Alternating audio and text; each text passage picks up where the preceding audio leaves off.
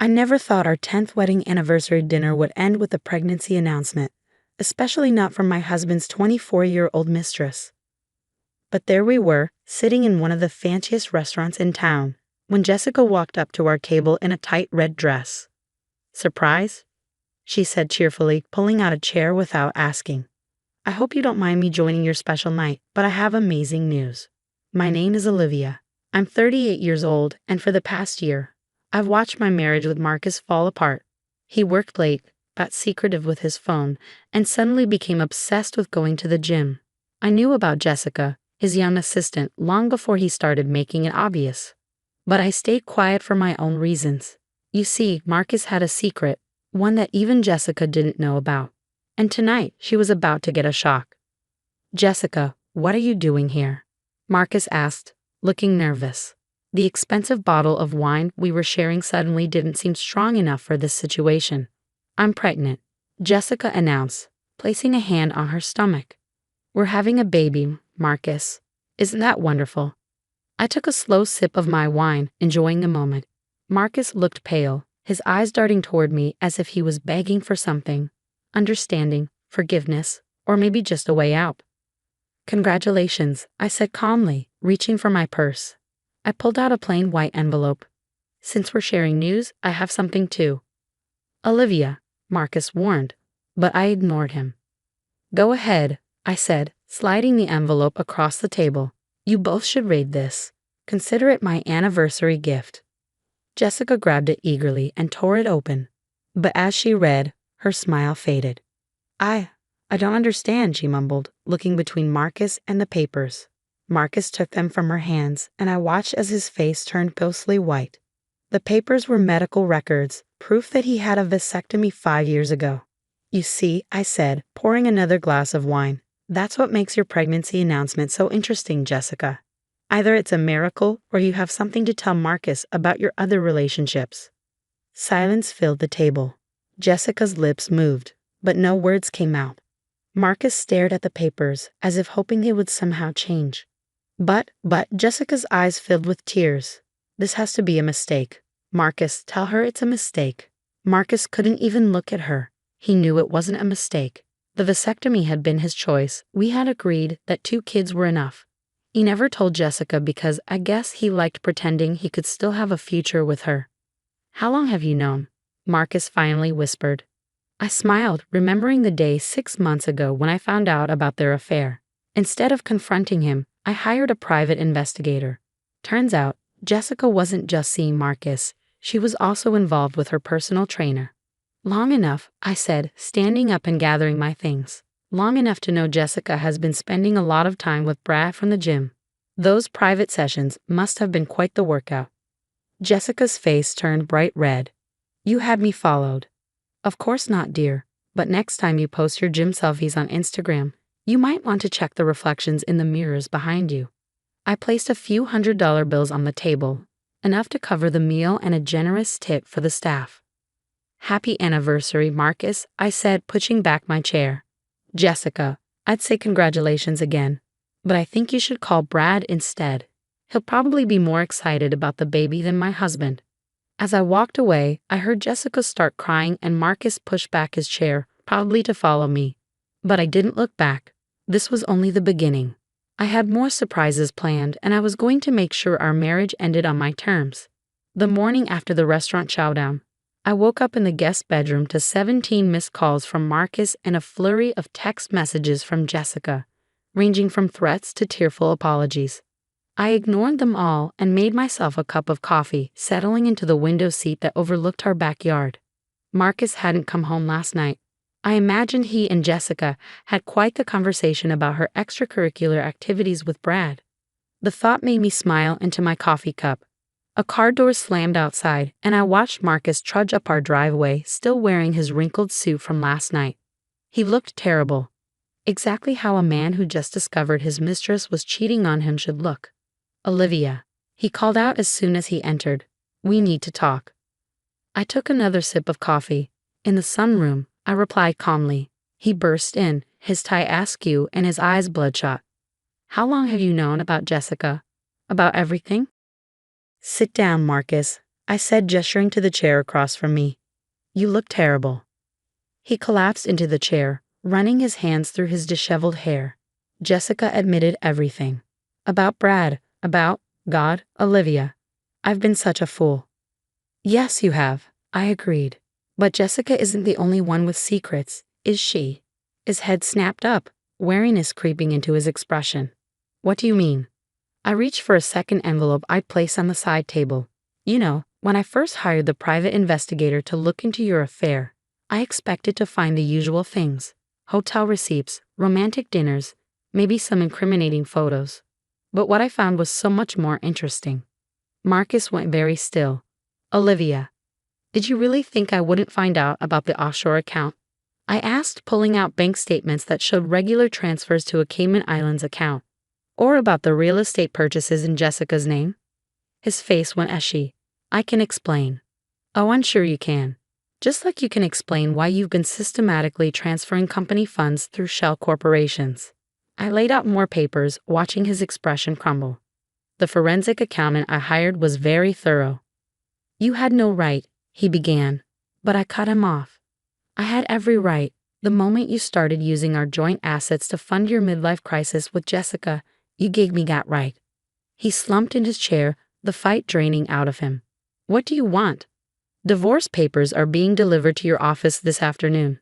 My lawyer has already drafted a settlement agreement that I think you'll find very generous, considering the alternative. Alternative? He asked, though his tone suggested he already knew. The alternative is I take everything I've discovered to the board of directors. I'm sure they'd be very interested in learning how their CFO has been manipulating company funds. Not to mention the IRS, they tend to frown on undeclared offshore accounts. Marcus's face had taken on a greenish tinge. You wouldn't. Try me. I stood up, gathering the papers. You have until Friday to sign the settlement agreement. It gives you enough to start over, which is more than you deserve. In return, I get the house, my fair share of our legitimate assets, and your silence. And if I refuse? I smiled, the same calm smile I'd worn at the restaurant. Then envelope number 3 goes to the board of directors, and envelope number 4 goes to the IRS. Your choice. He stared at me for a long moment, and I saw the exact instant he realized he'd lost. Not just Jessica, not just his dignity, but everything he tried to hide. When did you get so ruthless? He asked quietly. I learned from the best, I replied. Now I suggest you go shower and change. You have a lot to think about before those divorce papers arrive. As he trudged upstairs, I pulled out my phone and sent a quick text to Jessica. By the way, Brad says congratulations. He's always wanted to be a father. Within seconds, my phone exploded with messages from her, but I simply turned it off. Let her and Marcus deal with their own mess. I had a future to plan. Looking around the sunroom at the life Marcus and I had built together, I felt a surprising sense of peace. The anger and betrayal were still there, but they'd been transformed into something else. Determination, maybe, or liberation. The sound of the shower running upstairs reminded me that this was just the middle of the story. Marcus would either sign the papers and disappear quietly from my life, or he'd try to fight back and lose everything. Either way, I was prepared. I picked up my coffee cup and walked out to the garden, enjoying the morning sunshine. Our teenagers were away at summer camp, blissfully unaware of the drama unfolding at home. By the time they returned, everything would be settled, one way or another. My phone buzzed with a text from my lawyer. Divorce papers ready for delivery. Are you sure about the terms? Absolutely, I replied. He'll sign. After all, I still had several more envelopes of evidence safely stored away. Marcus might have thought he was clever with his secrets and lies, but he'd forgotten one important thing. Hell hath no fury like a woman with a good lawyer and an excellent private investigator. Friday arrived with a sense of finality. I sat in my lawyer's office, watching the minutes tick by on an antique clock that probably cost more than most cars. Marcus had until 5 p.m. to sign the divorce settlement. It was currently 4:45. He'll show up, Diana, my lawyer, said confidently while reviewing some paperwork. Men like Marcus always do when they realize they're cornered. She was right. At 4:52, Marcus walked in, looking nothing like the powerful CFO he portrayed at work. His shoulders were slumped, his designer suit wrinkled, and the dark circles under his eyes suggested he hadn't slept much since our confrontation. "The papers?" he asked quietly, not quite meeting my eyes. Diana slid the document across her gleaming desk. I watched as Marcus read through each page, his signature appearing at every marked spot like a surrender flag. No arguments, no last-minute negotiations, just the scratch of his pen against paper. "Is it done?" he asked when he finished. "Almost," I said, pulling out one final envelope. "This is a copy of everything I have. The offshore accounts, the company fraud, the real estate dealings. Consider it insurance. As long as you honor our agreement, it stays sealed." He nodded, understanding the implicit threat. "And Jessica?" "From what I hear, she and Brad had quite the emotional reunion at Fitness First yesterday. Apparently, he's thrilled about becoming a father." I couldn't help but smile. "Though she might want to invest in some waterproof mascara." Marcus winced. "I deserve that." "Yes, you did." I stood up, gathering my things. "Goodbye, Marcus. I suggest you start looking for a new job before the board starts asking questions about those financial discrepancies." As I walked out of the law office, I felt lighter than I had in years. The setting sun painted the city skyline in shades of gold and pink, a perfect backdrop for new beginnings. My phone buzzed with a text from our daughter Emma. "How was your anniversary dinner? Did Dad like the gift you planned?" I smiled, thinking of how to respond. Our kids would learn about the divorce soon enough. But for now, they deserved to enjoy their summer camp without adult drama. "It was quite memorable," I texted back. "We'll talk when you get home." Later that evening, I sat on my back porch with a glass of wine, watching the stars emerge. The private investigator's final bill had arrived. Money well spent for the freedom it bought me. Jessica had finally stopped texting, probably too busy dealing with her own complicated love life to harass me anymore. My phone rang. It was Diana. "Marcus just called," she said. "He's accepting a position with a firm in Seattle. Says he'll be gone by the end of the month." "Good," I replied. "The farther the better." "You know," Diana said, her tone thoughtful, "in all my years practicing family law, I've never seen someone handle a cheating spouse quite so efficiently. Most people let emotions take over." I thought about the months of careful planning, of building my case piece by piece, while Marcus thought he was being so clever with his deceptions. "The best revenge isn't about getting even," I told her. "It's about getting free." After hanging up, I went inside and opened the safe in my home office. Inside was one last envelope, the one I'd never needed to use. It contained the most damaging evidence of all, the kind that could have sent Marcus to prison. But I'd chosen a different path, one that let me walk away with my dignity and enough security to start fresh. The next morning, I woke up to a different kind of silence in the house.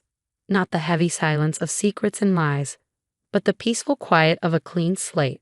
I had my home, my freedom, and best of all, I'd never have to attend another awkward anniversary dinner where my husband's mistress announced her miraculous pregnancy. Life has a way of surprising you. Sometimes it's with a devastating betrayal, and sometimes it's with the discovery of your own strength. Marcus had taught me an invaluable lesson, though not the one he'd intended. Never underestimate a woman who appears to be looking the other way. As for that infamous anniversary dinner, it became something of a legend among my friends. The night a cheating husband and his pregnant mistress learned that karma sometimes arrives in a crisp white envelope, served with a side of perfect timing. I kept the medical records from that first envelope, though. You never know when proof of a vasectomy might come in handy, especially if Jessica ever decides to try her pregnancy announcement routine with another unsuspecting man. After all, the best stories are the ones where justice is served with a smile.